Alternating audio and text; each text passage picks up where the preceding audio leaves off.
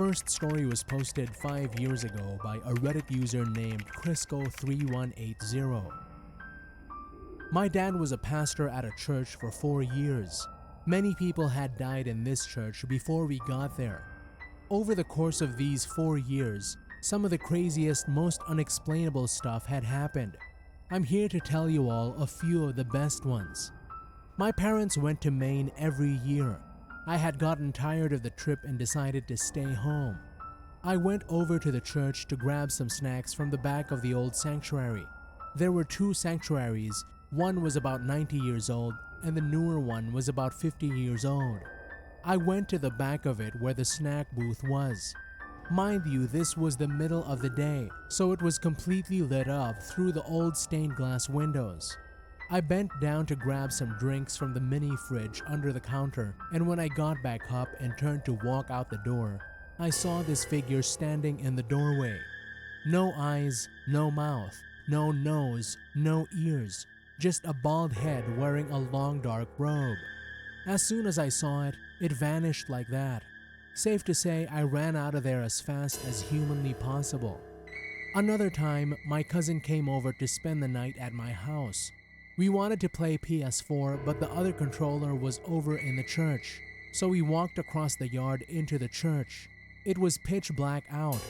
When we opened the door of the church, we might have made it 2 to 3 feet in before we heard the loudest blood-curtailing scream I've ever heard from the back of the new sanctuary. We ran out of that door and back into my house so fast.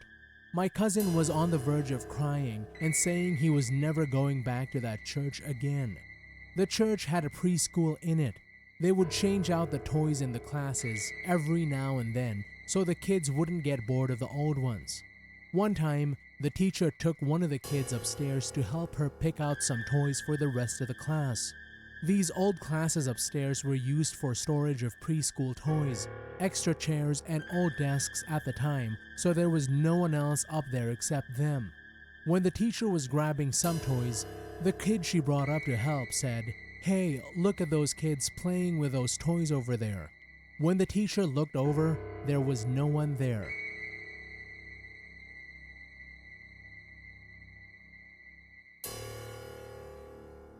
Second story was posted 4 years ago by a Reddit user named Soupster5.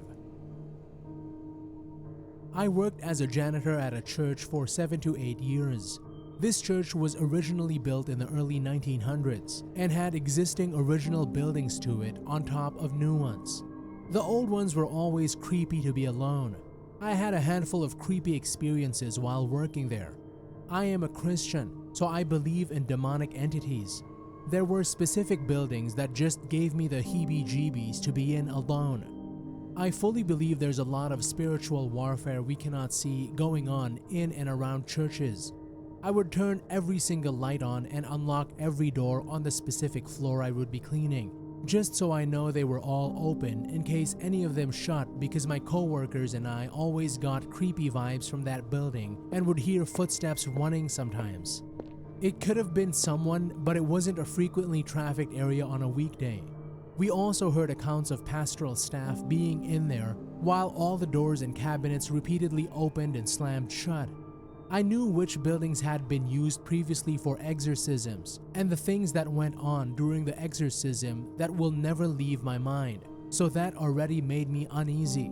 But one time, I was shampooing chairs in that particular room, and the entire stack of chairs in front of me started to rattle and shake.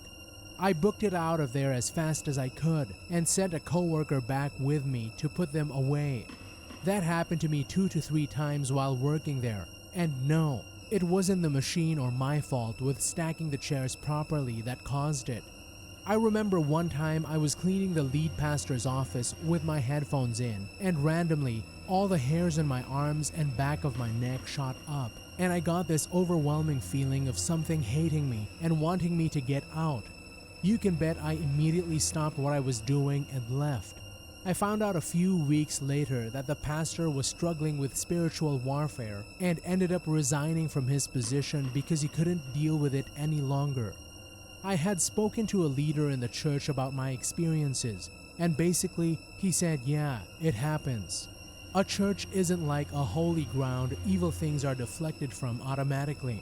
It makes perfect sense to have these experiences there because religiously speaking, it is literally a battleground.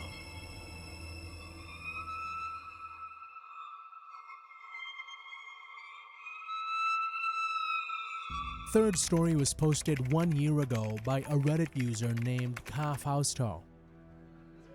This was a story that originally came from a former chapel helper who told it to my grandma, who was a deaconess, who then told it to preteen me. There was this deaconess, not my grandma just to be clear, who would stay in the chapel really late praying her devotional prayers. And by really late, I mean you would still find her in the chapel way past midnight, either praying or just sitting still in the front row.